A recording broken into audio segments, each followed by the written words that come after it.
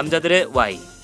이 프로그램은 이 시대를 사는 중년 크리스천 남성들의 질문과 이 시대의 이슈들을 함께 고민해보고자 합니다. 남자들의 Y, 지금부터 시작합니다. 누구나 공감할 수 있는 대한민국 크리스천 남성들의 구체적인 고민들로 성경의 진리를 탐구하는 공감 토크쇼 남자들의 Y 진행을 맡은 김혜미입니다. 반갑습니다. 네, 크리스천 남성들의 고민을 경청하고 함께 해답을 찾아가는 세 분의 패널 소개합니다. 먼저 한국재무설계 김광주 이사님 나오셨습니다. 안녕하세요, 이사님. 안녕하세요. 반갑습니다. 네, 반갑습니다. 일주일에 만나니까 네. 더욱더 반갑네요. 그러네요. 네. 더 젊어지셨네요, 이사님. 아, 그렇습니까? 네, 네, 고맙습니다. 네, 그리고요 법무법인 산재 이태희 변호사님 나오셨습니다. 안녕하세요. 네, 안녕하세요. 네. 반갑습니다. 한 주간 동안 어떠셨습니까? 한 주 동안도 뭐 바쁘고 또 재미있게 잘 지냈습니다. 네. 네. 지난주에 네. 저랑 나이대가 비슷하다는 이야기를 듣고 네. 좀 피부 관리를 해야겠다는 생각을 했습니다. 저 역시 좀 네. 관리를 좀 해야 되겠다. 함께 하시죠. 네. 네, 마지막으로 의사평론가 이명진 원장님 나오셨습니다. 안녕하세요, 원장님. 네, 안녕하십니까. 반갑습니다. 오늘 이 시간 기다리고 있었습니다. 네. 셔츠가 너무 멋지시네요. 아유, 감사합니다. 네. 어떻게 그런 색깔을 고르실 생각을? 우리 아내님께서. 아내님께서. 오늘도 변함없이. 네, 오늘도 변함없이. 네. 극존칭. 네, 듣고 계시죠? 우리 원장님 컬러가 라디오를 청취하시는 분들은 꼭 영상을 보셔야 돼요. 그러셔야 될 것 네. 같아요. 푸른 초장파. 그죠. 네. 푸른 초장파. 눈이 부십니다. 얼마나 지금 멋지게 사하고 계신지. 네. 네, 감사합니다. 오늘 한번 또 보겠습니다. 네, 오늘 활약도 기대하겠습니다. 네, 감사합니다. 네, 저희 지난주 첫 방송이었잖아요. 네. 어떠셨어요? 주변의 반응은? 그 일에 대해서 사실 잘 생각들을 못 하잖아요. 그쵸. 예, 못 하고 있는데 그런 것들을 다시금 좀 이렇게 생각을 해보고 좀 자신에게 되물으면서 정리할 수 있는 이런 좋은 시간이었다. 네. 예, 그렇게 답해주는 분들이 많더라고요. 맞아요. 우리 변호사님은 어떠셨어요? 네, 이게 참 말을 하면 그대로 살아야 되잖아요. 그렇죠.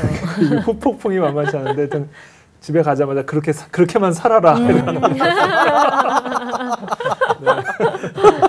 네, 그런 채찍질을 받으셨군요. 그렇죠. 네. 함부로 말을 하거나 설교를 하는 직업이 참, 네. 참 어려운 직업이에요. 맞아요. 네. 말따로 행동따로. 그러니까요. 목사님이 아니라서 너무 다행입니다. 그러네요. 우리 원장님은 어떠셨나요? 다 아시다시피 저는 저 아내에게 큰 칭찬 많이 들었습니다. 네. 그 아내 그 주변에 많은 분들이 어떻게 그 큰 아들을 그렇게 교육을 잘 시켰냐 이렇게 하면서 행복합니다. 네, 오늘도 열심히 노력하겠습니다. 아니 혹시 그런 얘기는 안 들으셨어요? 실물보다 뭐 화면이 낫다? 둘 다 낫다 이런 얘기를. 빼도 박도 못해. 똑같다 뭐 이런 얘기? 네, 그러셨군요. 지난주에 저도 참 일에 대해서 이야기를 나눴잖아요. 그래서 많이 깨달은 시간이었는데 우리 청취자 또 시청자분들도 그러지 않으셨을까라는 생각이 듭니다. 우리 크리스천 중년 남성들이 갖고 있는 궁금증 또 주변으로 받은 질문 중에서 이런 질문을 받았는데 뭐라고 답을 해야 할지 모르겠다라고 생각이 드시는 분들도 사연을 보내주시면 세 분의 패널과 함께 Y의 해답을 한번 저희가 찾아가 보도록 하겠습니다. 그럼 저희가 인사 나눴으니까요. 이쯤에서 공감 토크쇼 Y 두 번째 물음표를 만나보도록 하겠습니다. 사실은 마음속은 그렇지 않지만 내가 그렇게 보였다면 정말 미안해. 내가 그랬어? 라고 할 것 같은데. 좀 뭐라 그럴 것 같아요. 내가 언제 그랬냐고. 왜냐면 내가 별로 그런 적도 없고 저는 굉장히 이렇게 잘해준다고 생각을 하는데 상처를 받았다면 너무 미안해. 하지만 나는 언제나 당신 편이야 라고 말할 것 같습니다. 당신이 맨날 말도 안 되는 소리 하니까 내가 그러는 거라고 이렇게 솔직하게 얘기할 것 같아요.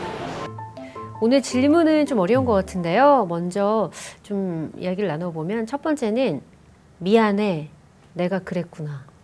부부 사이에. 그런 일이 너무 많아서 표현은 잘 안 하지만 네. 네. 워낙 사고를 많이 저지르니까 남자들은 원래 사고 뭉치잖아요. 네. 미안해, 내가 그랬구나. 네, 미안해. 너무 많은 것 같아요.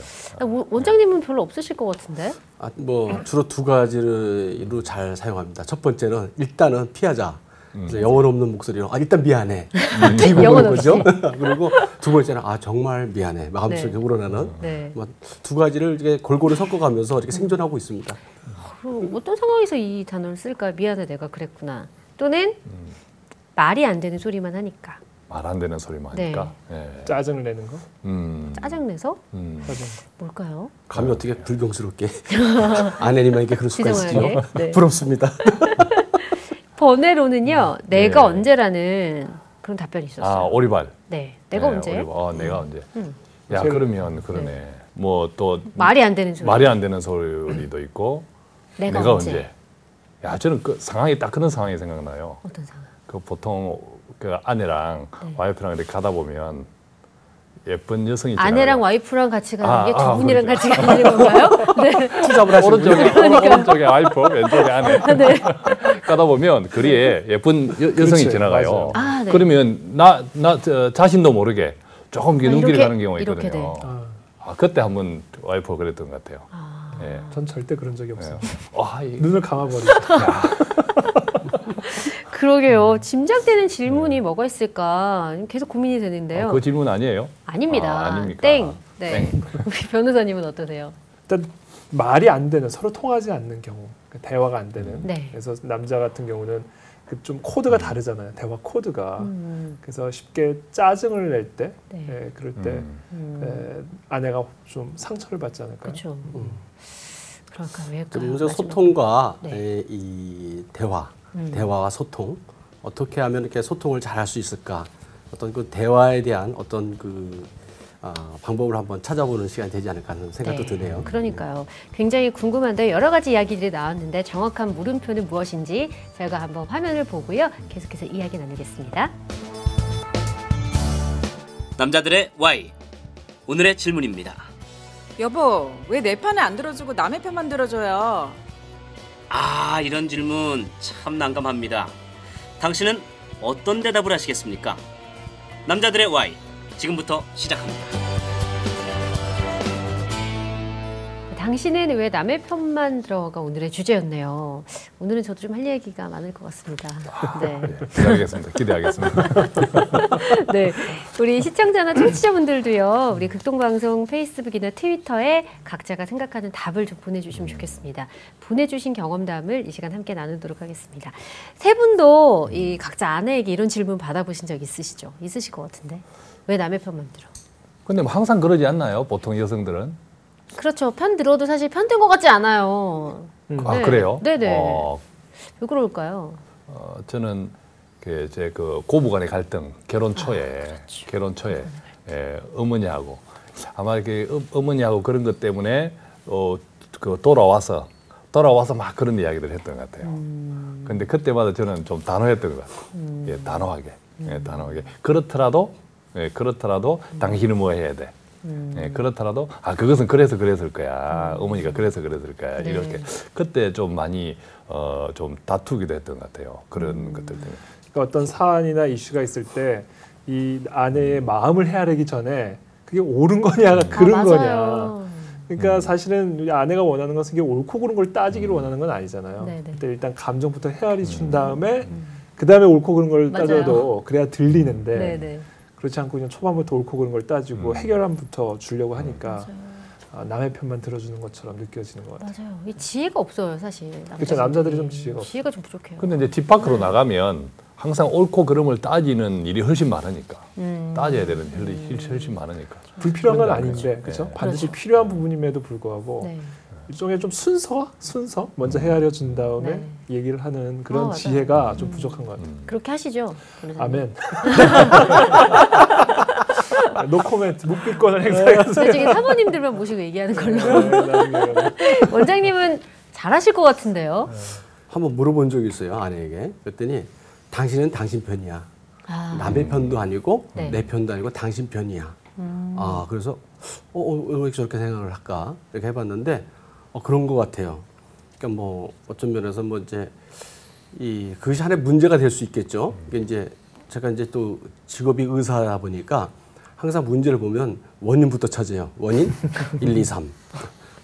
진단 1, 2, 3. 그러니까 진단에 맞는 처방, 치료 1, 2, 3 이렇게 되니까 이게 항상 이제 제 성을 이렇게 무너뜨리지 않고 가는 것 같아요. 근데 이런 것들이 집안에까지 연장이 된다는 것은 좀 문제가 발생되더라고요. 실제로 저도 이제 그런 것 때문에 많은 고민도 했고 그걸 깨달은 지가 작년에 깨달았어요. 방법을. 나중에 제가 좀 제 나름대로의 솔루션을 말씀드릴 때가 있겠지만은 네. 이 대화의 방법, 특히나 부부, 네 편, 내 편 뭐 이런 것들이 많은데 이제 부부로 어떤 분이 이런 표현을 했어요.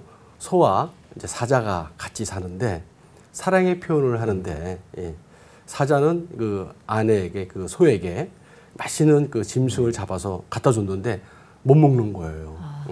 또 이 소는 또 이제 사자에게 맛있는 풀을 영양가 있는 풀을 사서 이렇게 뜯어서 갖다 줬는데 맛이 없다고 안 먹는 거예요. 그래서 이 부부 사이의 그 소통, 네 편 내 편 그 전에 상대방의 입장을 배려하는 그런 표현이 참 중요한 그 방향이 아닐까 하는 생각을 좀 해봅니다. 맞습니다. 오늘의 주제도 아마 소통에 관한 이야기이지 않을까라는 생각이 들어요. 부부간의 소통. 그렇죠. 네. 그러면 이쯤에서 질문을 한 가지 좀 드리면요. 세 분은 남편을 뭐라고 정의를 하시나요? 남편이요. 네. 우리 변호사님이 그런 정의는 잘 하시는 분이거든요. 변호사니까. 변호사니까. 아, 그러네요. 제가부터 그럼 할게요. 남편을 이제 영어로 husband이라고 그러잖아요. 네. husband. 이 husband이 원래 이 어원이요. hus하고 band의 이 뭐라 그러죠? 그걸 복합어라고 그러나요? 네. hus가 house의 옛말입니다. 그래서 house band가 husband이거든요. 그래서 한 가정을 묶어주는 존재. 그게 이제 husband의 의미거든요. 그래서 남편을 이제 정의를 한다고 하면 가정을 묶어주는 존재. 그래서 남편이 살아야 가정이 산다는 이야기가 이 남편이 약하면 약할수록 윤리도덕적으로 약하거나 혹은 뭐 건강이 약하거나 경제적으로 약해지면 가정을 묶어주는 끈이 약해집니다. 그렇죠. 그래서 그만큼 남편이 중요하다. 이제 남편의 정의, 가족을 묶어주는 끈. 그게 제 정의입니다. 그러네요. 그게 어떻게 너무 멋있다. 그리고 원장님은요? 깊게 생각은 못 해봤는데요. 네. 그냥 저의 아내에게서 네. 그냥 생각하는 건 그냥 동역자, 같이 걸어가는 사람 이렇게 생각되네요. 그리고 항상 그 하나님 외에 내가 이렇게 내 마음을 열어놓고 이렇게 얘기할 수 있는 그런 대화의 상대, 뭐 그런 것 같아요. 근데 예전에 저희 어머님들 보면 남편을 남의 편이어서 남편이라고 그 얘기 하셨잖아요. 사실. 가장 설득력 있는 그죠, 가장 설득력이 있는 뭐 허스밴이고 하우스밴이고 그렇죠. 그런 사내나 뭐 이런 거보다 남의 편이어서 남편이다 이런 얘기 많이 하셨는데 어떠세요? 세 분도 약간 좀 웃으시는 거 보니 좀 그런 마음이 드시죠. 그러니까 한편 보면 남편 있는데 여편이라는 표현은 없잖아요. 여편네 있잖아요. 있는데 그것은 약간 상스럽게 이야기하는 거죠. 그렇죠. 이제 그런 그 상스럽게 이야기하는 그 외에는 남편하고 필적한 여편이라는 의미는 없잖아. 우리 안 쓰잖아요. 그런 것들이 참 도드라지게 강조하고 있는 것 아닌가. 뭔가 책임. 제 카톡에는 제 아내가 핸드폰에 싹 뜨면 뭐라고 돼 있는지 아나요? 아내가? 제 아내. 제 카톡에, 제 전화에 모르죠. 아내가 전화가 오면 뭐라고 뜰까요? 궁금하죠. 네, 궁금하죠. 다음 주에 이야기할까요? 지금 이야기해요. 퀴즈로. 저는 그게 북편이라고 떠요. 북편. 동서남북 할 때. 북편. 괜찮은 생각인데 북편. 괜찮은 생각이에요. 왜요? 왜 북편으로? 저는 뭐 그렇게 이제 변호사님처럼 갑자기 심각할 필요는 없고요. 아니 그치 북편이라고 그러니까 심각해진 것보다 되게 의아해서. 그렇죠. 그냥 이게 와이프 핸드폰에 남편이라고 떠 있길래 그럼 나는 북편인가? 북편인가 이제 북편 이렇게 북편을 써. 심오한 건 아니네요. 심오한 건 아니에요. 수수한 우리나라 말로 바꾸면 근데 뭔가 심오한 것이 있는 것처럼. 그러면 마눌님이라고 하셨어요. 뭐가 떠요? 마눌님. 마눌님. 네. 우리 MC님은 뭐가 저희 남편의 전화에 저요. 네. 저희는 리브가 굉장히 성경적이죠. 네. 극동 방송적이다 그죠? 하지만 저는 그렇지 않습니다. 저의 전화에 남편은 다른 이름으로 뜨죠. 여기서 대답할 수 없는. 대답하기 곤란한. 그건 한 1년 뒤에 제가 공개하는 걸로. 원수는 아니죠? 그렇진 않습니다. 네. 적어도 원수는 아니고 왼수? 약간. 네. 그러니까 이게 참 우스갯소리지만 이런 표현만 참 듣고 봐도 남편과 아내의 관계 그 소통이 얼마나 부부 간의 문제점인지 좀 잘 알 수 있을 것 같아요. 인구보건복지협회가 전국 기혼 남녀 1,002명을 대상으로 5차 저출산 인식 설문조사 결과를 공개했는데요. 부부 3쌍 가운데 한 쌍은 하루에 30분도 채 대화를 나누지 않는다고 합니다. 30분씩이나요? 네, 30분도 채 대화를 나누지 않는데요. 아, 채 대화를 나누지 네. 않는다. 하루 30분 네. 힘들어요. 사실 맞벌이 부부죠. 네. 집에 같이 있을 수 있는 시간이 많지 않잖아요. 이 주제가 참 많은 분들이 어려워하는 주제인 것 같기도 한데 우리 변호사님께서 대화 단절 또 대화 거부가 이혼 소송으로 가는 경우가 또 있다고 알고 있는데 어떤 예가 있나요? 많이 있죠. 지금 현재 한국 그 이혼율이요. OECD 국가에서 2011년 기준으로 세계 3위입니다. 미국, 스웨덴, 그다음에 우리나라. 실예로 2012년 부산 가정법원 판결 그 재판 가운데 어떤 게 있었냐면요. 이제 남편이 화물 운송 일을 하는데 이 일을 하고 들어오면 집에 와서 게임만 하고 그 아내를 전혀 돌보지 않고 가정을 돌보지 않고 아이들 육아에 전혀 무관심한 그런 남편이 있었습니다. 그래서 이제 아내가 이 문제를 좀 해결하고 싶어서 남편하고 대화를 시도를 하고 좀 같이 좀 문제를 해결하려고 그렇게 했지만 남편은 계속해서 거부를 하죠. 대화 거부, 소통 거부, 게임 중독. 이제 그러다 보니까 이 아내가 스트레스를 계속 받게 되는 거예요. 풀 데가 없으니까. 그래서 이제 이 아내가 술을 마시기 시작합니다. 이 스트레스를 풀기 위해서. 그래서 음주를 하다 보니까 술에 취해서 아이들을 때리기도 하고 또 남편에게 바가지도 긁기 시작하고 이제 그게 아주 악화가 돼서 결국 이 남편이 이혼 소송을 청구하기까지 이르렀어요. 남편이. 네, 남편이. 그래서 이혼을 요구하면서 위자료를 요구를 했습니다. 남편이 아내에게.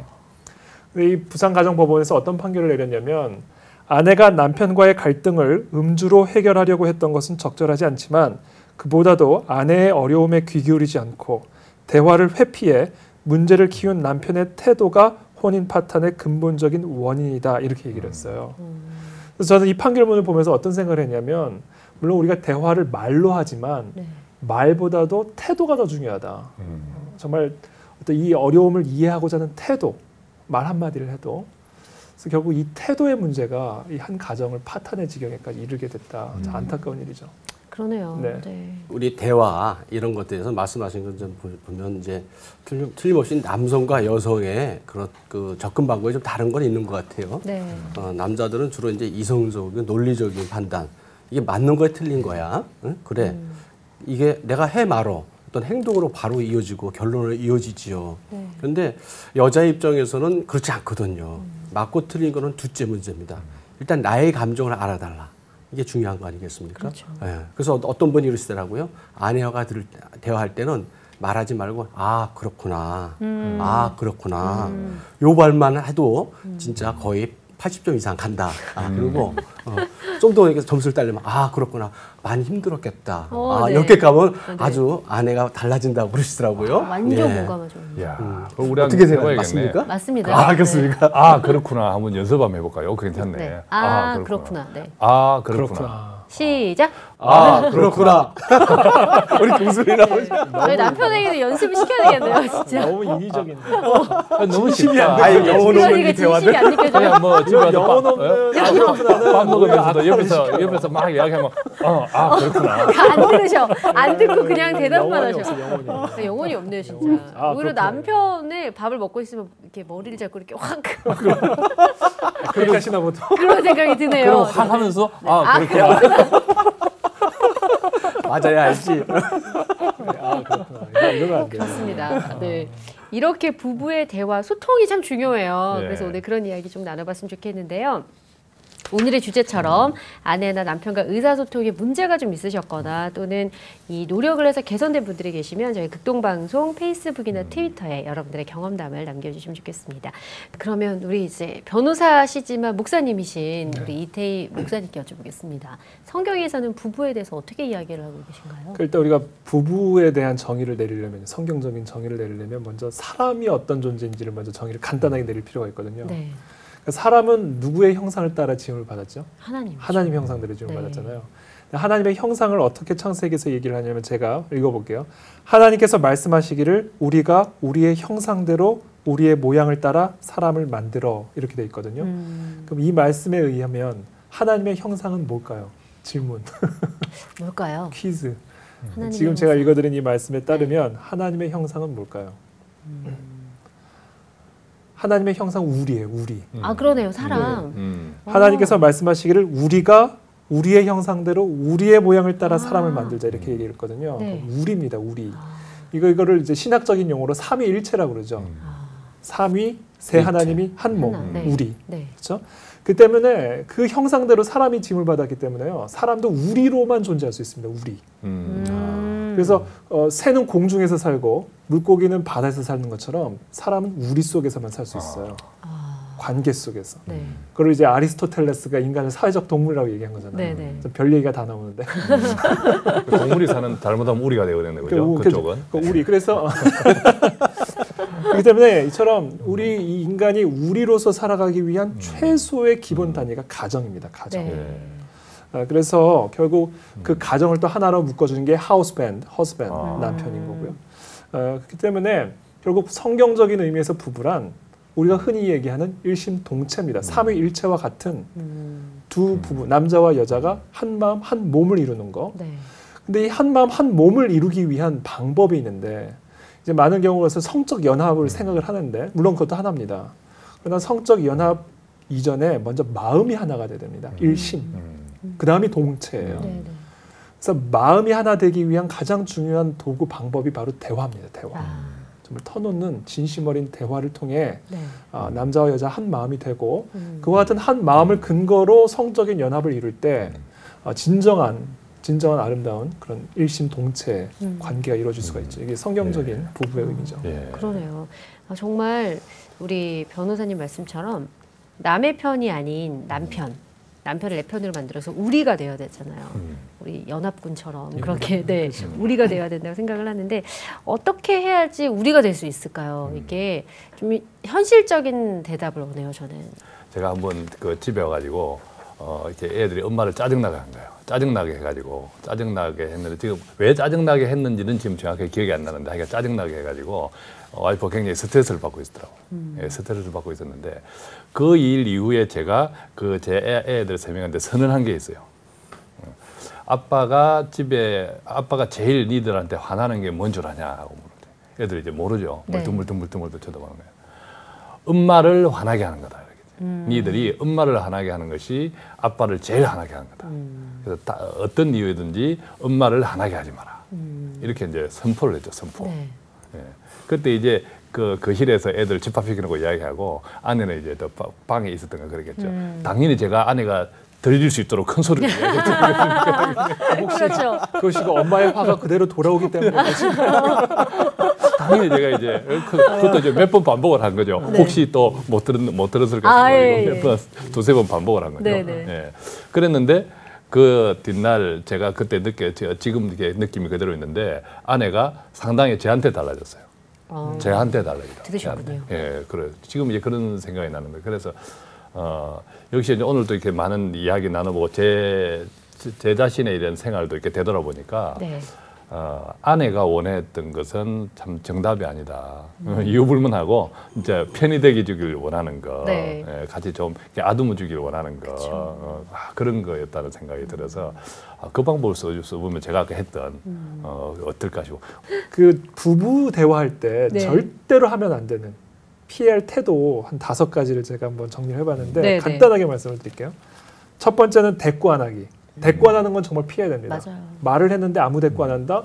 그럼 너랑 말하기 싫다라는 의미거든요. 그렇죠. 그래서 바로 말하기가 어려우면 잠깐만 좀 이따 이야기를 해줄게 라든지 어떤 그런 얘기를 해주지 않고 그냥 아무 대꾸 없다. 이것은 사람을 상당히 무시하는 태도로 보여지죠.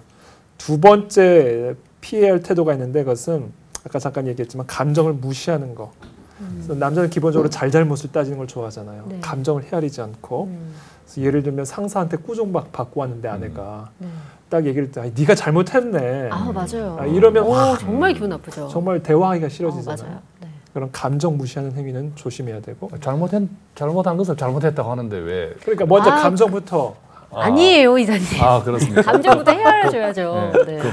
그 상사 나쁜 사람이네. 이렇게. 그렇구나. 그렇죠. 그렇구나. 네. 아유, 속상했겠다. 네네. 무조건 상사를 같이 씹은 후에. 맞아요. 일단 같이 죽여야 되네. 그렇죠. 맞아요. 네. 세 번째가 뭐냐면 넘겨짚는 거. 그냥 어설프게 아까 우리 영혼 없는 공간. 네. 어설프게 넘겨짚는 거. 예를 들면 나 오늘 좀 몸살이는 것 같아 여보. 그러면 이제 남자는 그래? 빨리 가서 자. 이렇게 얘기한단 말이에요. 네네. 근데 사실 물론 정말 몸살이 있어서 얘기할 수도 있지만 나 오늘 너무 수고했어. 너무 힘들었어. 네. 위로받고 싶은 단어일 맞아요. 수도 있는데 네. 남자는 빨리 자고 싶은 마음이 나서 빨리 자. 너 잘 줄 모르나요? 맞아요. 그게 아니잖아요. 네. 그러니까 이런 넘겨짓는 영혼 없는 이런 멘트들 이런 것들 좀 조심해야 될 필요가 있고 네. 네 번째는 비꼬는 단어. 차라리 혼을 내는 게 낫지. 비꼬는 거 상당히 사람 기분 나쁘게 하죠. 마지막으로 우리가 잘하는 거 말 자르는 거. 왜냐하면 여성들이 좀 말이 길어지잖아요. 본론처럼 남자는 결론만을 원하는데 이런 말 자르는 거 이런 것들 조심해야 될 필요가 있다. 다 저희 실패담에서 나온. 근데 참 그 5가지가요. 우리 변호사님 늘 1, 2, 3번을 하다가 1, 2, 5번까지 가서 그렇죠. 굉장히 중요하다는 건데 네. 이게 굉장히 중요하다는 건데 또 동시에 저는 이런 생각이 들어요. 무엇보다도 어떤 대화할 시간을 의무적으로 확보하는 거. 의무적으로 확보하는 거. 예를 들어 제 같은 경우에는 거의 그 토요일 날은 아내하고 산을 항상 가거든요. 특별한 일이 없는 한, 특별한 일이 없는 아내하고 가는데 네. 그때 이제 가게 되면 제가 느끼는 거는 그래요. 제가 느끼는 것은 거의 아내가 종달새가 된 것 같아요. 그렇죠. 종달새가 된 것 같아요. 그래서 아내가 저한테 주의를 줍니다. 당신 딴 생각하지 마라. 그냥 오늘은 딴 생각하지 마라. 이제 그 이야기는 자기 이야기에 좀 귀를 기울여 달라는 이야기인데 저는 또 어떨 때는 그것도 이해를 못 해가지고 딴 생각하지 않고 아내 이야기도 귀를 기울이지 않고 이런 경우도 이제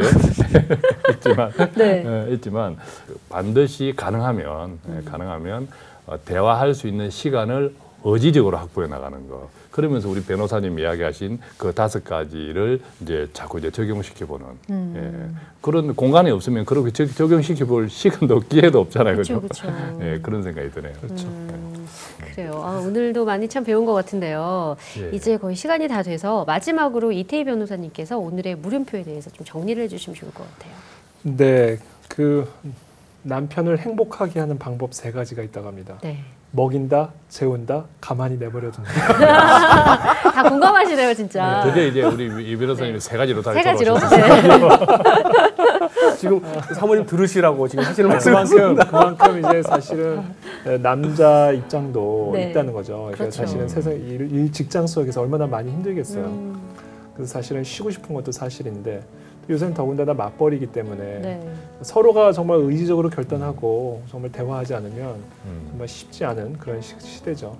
근데 정말 좀 더 의지적으로 갖고 근데 사실 의지의 문제보다 정말 서로를 사랑한다면 자연스럽게 할 수 있는 부분이 대화가 아닌가 저는 그렇게 생각이 듭니다.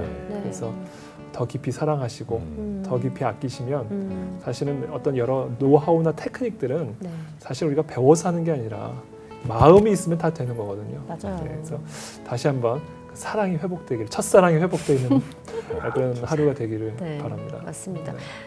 제가 마지막으로 팁을 드리면 이제 맞벌이 부부가 진짜 많잖아요. 그래서 퇴근 시간도 다르고 하지만 출근 시간이 거의 비슷하거든요. 함께 차를 타고 가면서 그 시간에 함께 대화를 하면 참 좋지 않을까. 차도 막히고 하니까 한 30분에서 1시간 정도 그 시간을 좀 공략해 보시는 건 어떨까라는 생각이 듭니다. 경험담에서 나온 이야기입니다. 그리고 오늘도 이게 해답이 있을까라는 생각을 했거든요. 저는 과연 이게 답이 있을까. 과연 이 3분이 어떻게 답변을 내려주실까 생각을 했는데 해답이 있네요. 오늘도 솔루션을 또 찾았네요. 네, 3분에게 오늘도 참 많이 배운 시간이었고요. 아마 방송을 보시고 또 청취하시는 분들도 그렇구나 나도 한번 그렇게 해봐야 되겠다라고 생각을 많이 하실 것 같아요. 여러분들께서도 남녀 간의 차이에서 비롯되는 문제들이 많은데 서로 간에 오픈을 하시고 마음을 여시면 그리고 대화를 하시면 좀 더 건강한 관계로 맺어지지 않을까라는 생각이 듭니다. 크리스천 남성들의 고민과 대안 그리고 제대로 된 방향을 제시하는 공감 토크쇼 남자들의 Y. 저희는요 다음 시간에 더 건강한 모습으로 다시 찾아뵙도록 하겠습니다. 오늘 3분 다 감사합니다. 고맙습니다. 감사합니다.